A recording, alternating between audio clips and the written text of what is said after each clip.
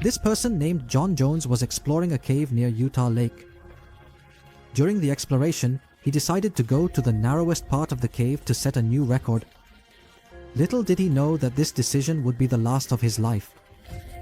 He was moving forward through the tight passages of the cave known as Nutty Putty. But by getting lost, he accidentally entered a section of the cave where no one had ever been before, a space as tight as a coffin, where moving his hands was out of the question, and even breathing was difficult. Unfortunately, in that condition, John became trapped upside down. This is the story of 26-year-old John Jones. Welcome back, viewers, to the small rocks near Salt Lake City, Utah, where this hydrothermal cave known as Nutty Putty is located. It was first discovered by a man named Del Green in 1960.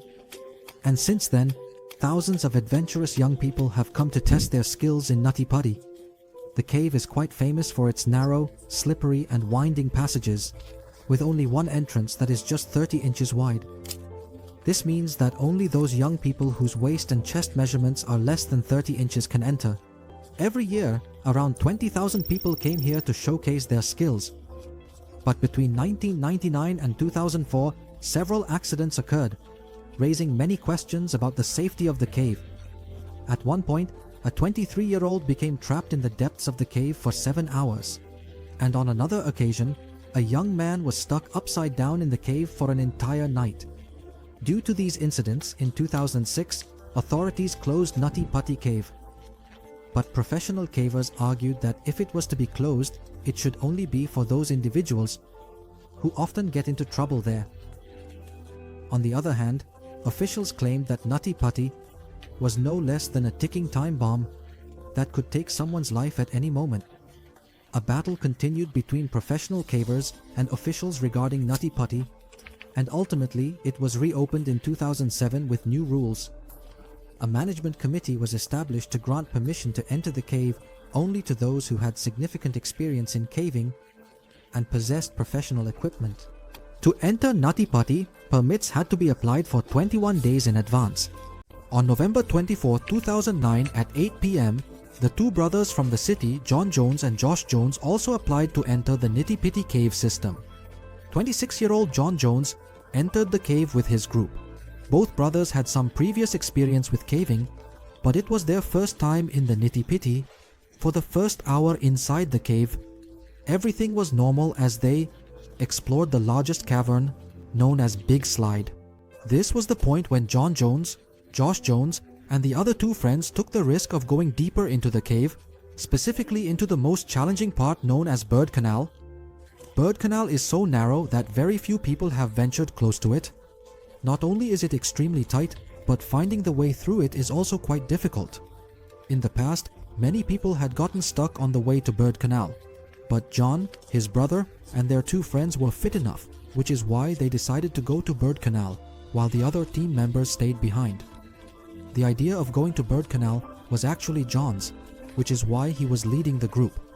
The passage was so narrow that John was crawling on his stomach, thinking he was entering Bird Canal, while he unknowingly took a wrong turn and ended up on a path called Corkscrew.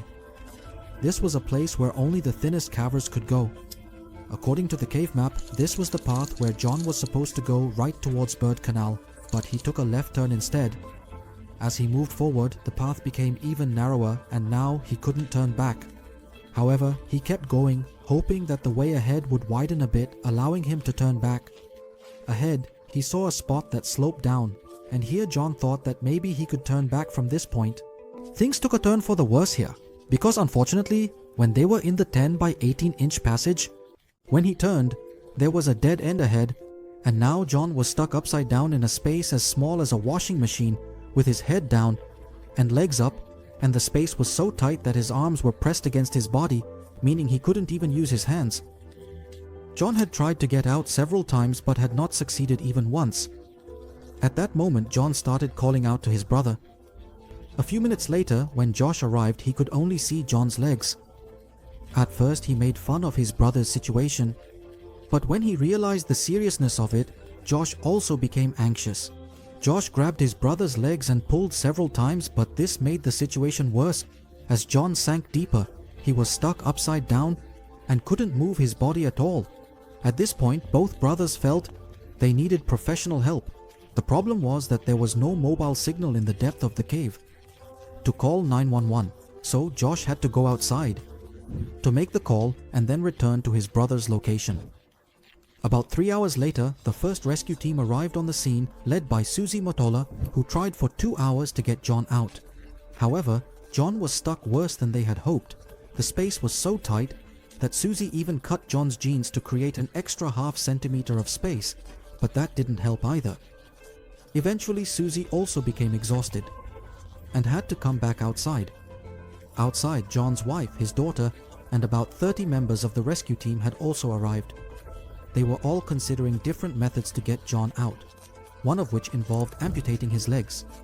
However, in the end, they all agreed to use ropes and a pulley system, which would be tied to John's legs and pulled.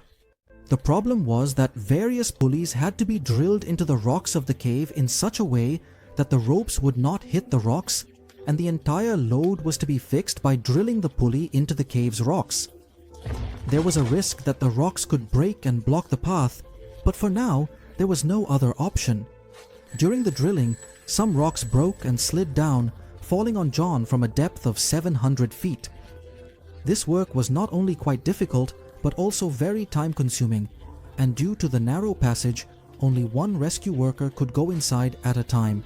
The number of rescue workers above had now exceeded 100, but they were unable to do much.